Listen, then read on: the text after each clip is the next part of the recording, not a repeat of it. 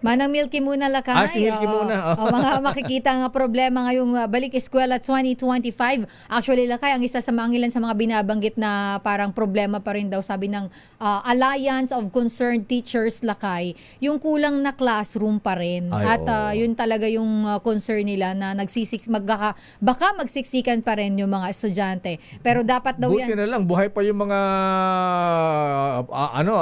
Marcos prefab classrooms na ipinatayo pa ng dating Pangulong Ferdinand Edren Marcos Sr. Hamantakin mo yan. Ilang dekada na lakay. Ilang dekada. 50 years na yata yan. Buhay Kaso pa. ang problema yata lakay, later on, kailangan na rin nung isa ilalim sa Siyempre, parang luma na.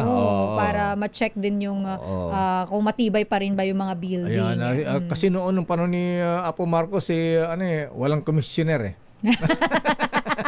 Nadidiretso lahat, lakay. Buhos lahat sa proyekto. Yes, hindi sabi standard. Kaya kita mo, 50 ilang dekada na, buhay na buhay pa. Hindi pumapasok. Marcos prefab. Lakay, walang dinadaan ng bulsa. Oo.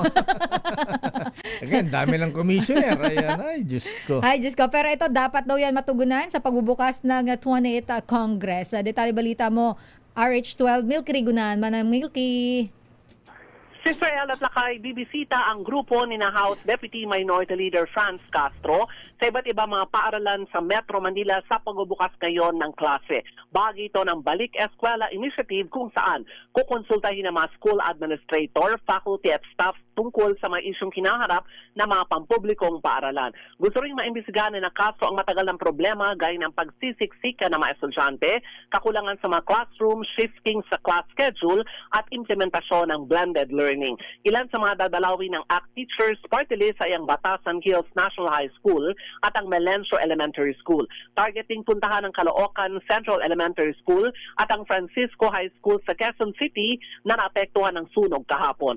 Ang mga makuhang impormasyon mula sa pagbisita ay magiging bahagi naman ng legislative agenda ng ACT Teachers Party List sa pagbubukas ng 20th Congress. Layunin nitong matugunan ang pangailangan ng mga pampublikong paaralan sa pamagitan naman ng responsive at progresibong polisiya.